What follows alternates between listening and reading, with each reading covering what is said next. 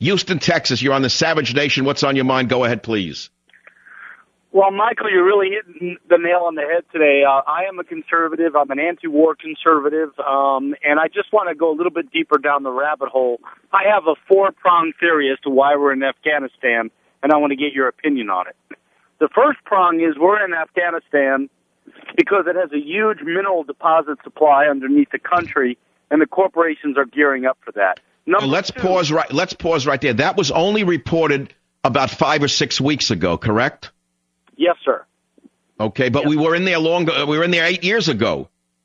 Yes. Yes. Oh, so why are we in there then, other than the minerals now? Okay, there are three other points. Okay, number two, and this is true. I live in Houston, Texas. There's a corporation here that had a big headquarters in Sugar Land, Texas, which is a suburb, called Unocal Corporation. You can look at the video if it's still on the internet. I believe it is. Unocal Corporation management had members of the Taliban, turbaned members of the Taliban in 1997, wined and dined at Unocal headquarters in Sugar Land, Texas, Michael, because they wanted permission from the Taliban to run a pipeline from Tajikistan through Afghanistan. And the Taliban said no. Now, isn't it coincidental? Don, hold off for a minute. It's funny I'm smiling because in 1998 I wrote an article entitled, what was it called? The Oily Track, Kosovo, the Oily Tracks Run Right Through It. I wrote that in 1998. What do you think Bill Clinton's merciless war crime of bombing Serbia relentlessly for 80 straight days had to do with? It had nothing to do with Serbia. It had all to do with stealing Kosovo from Serbia, separating it from Serbia. It had been part of Greater Serbia since the 1300s. They stole it so they could run pipelines through Kosovo. Absolutely. Absolutely. That's why I love your show. You're brilliant, and you look beneath the surface. You're not a fake conservative like the golfer and the leprechaun and the wall banger. You're the only one on the air telling the truth. So that's point number two I want to make. Well, thank you for the compliment. I'm glad you can discern the difference between one variety of butterfly and another.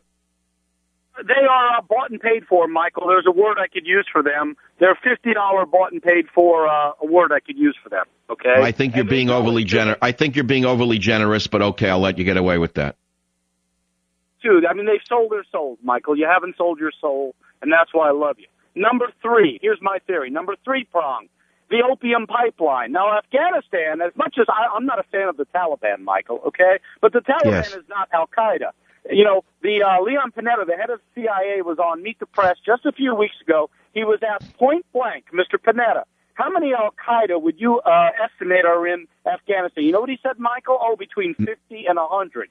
So if we spend $100 billion on this unnecessary war, we're spending $1 billion per Al-Qaeda member? I mean, what? Yeah. I mean, yeah, well, most Americans don't know what the difference is between Al-Qaeda and the Taliban. The Taliban are the local, let us say, war class who are raging war against the foreign invader. They're the same people who would have, let's say, their fathers fought against the Soviets. Would you agree with that? Absolutely. Absolutely. And so to them, it's an issue. To them, it's an issue of a foreign invasionary force in their country, and they don't want us here any more than they wanted the British or the Russians. That's what you're saying is the real essence of the Taliban. Yeah, I mean, obviously they treat their women badly, but you know, lots of countries have lots of problems. We don't go into North Korea, do we? Because there's no minerals under North Korea, and there's no opium fields. So my third part of my theory is, I mean, it's unbelievable. I've seen pictures. These are not photoshopped images on the internet. These are real pictures of British soldiers guarding. I mean, I don't know if they're guarding. They're standing next to huge poppy fields, and the opium, you can check it out. The heroin production has gone up thousands of percent ever since the troops entered Afghanistan. Gee, I wonder who's profiting off that. Could that be the CIA? Are they running drugs?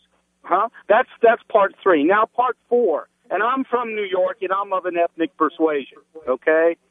Don, are you yourself? Don, are you yourself? Do I understand that you are a Vietnam vet or not? No, I'm not, sir. No, I was. My father's a World War II vet. He just passed away 2 months ago, and he had the Purple Heart, and he always warned me as a boy. He said, "Do not get fooled. World War II was a necessary war, but do not get fooled by these other wars. It's fought for the rich." And that's why it's so brilliant that you played Eisenhower's farewell address, which I believe was given in 59 or 60, because Eisenhower, who was a great leader, saw what was coming. And all these stupid conservative Republicans who don't even understand anything about history, they're not Barry Goldwater. Don, why in the world do you think other conservatives in the media, not all of them, but most of them, wrap themselves in this warmongering? What the hell is wrong with them? They're whores, Michael. They're bought and paid for. I really believe they know. Well, wait. I wouldn't say that, truthfully. I mean, nice to say because they're my competitors, but I don't believe it's that they're whores. Do you think that they just don't even know what the hell they're talking about?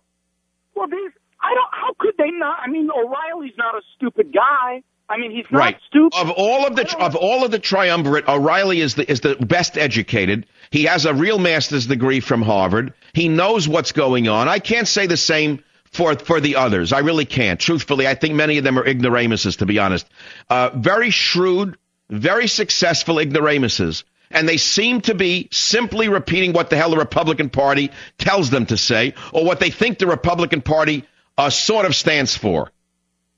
Right. Well, I've never made $20 million a year, Michael. I probably never will. But it might be tempting when you get there that you might just compromise your principles, I mean, I have no other reason. I can't figure out why these guys, the triumvirate, is not telling the truth to the American people.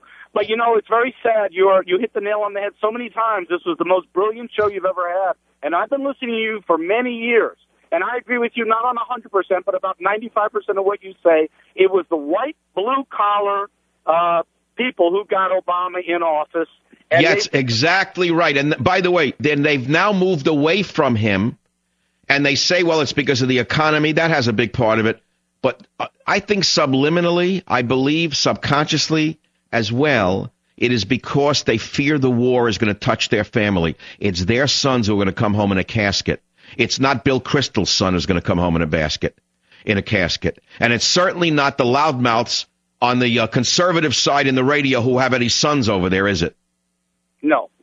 And Barry Goldwater must be rolling over in his grave. And, Well, Barry Goldwater, by the way, is my political hero. I loved him when I was a little boy. I thought he was the greatest of all of them. I loved everything he ever said. He was the real McCoy, hard as nails, a real Westerner. He looked like it. He acted like it. He talked like it. And, of course, he was shafted. As the vote was stolen, as you well know, by the same forces that put Obama in power, shafted Barry Goldwater.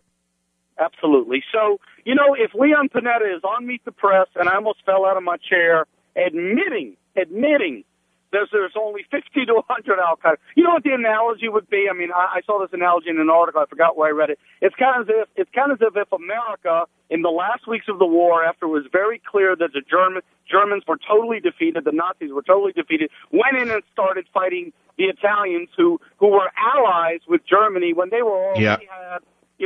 I hear you. Great caller. Terrific to hear from you. I'm sorry to hear that your father has left us. I'll be right back on the Savage Nation. Savage.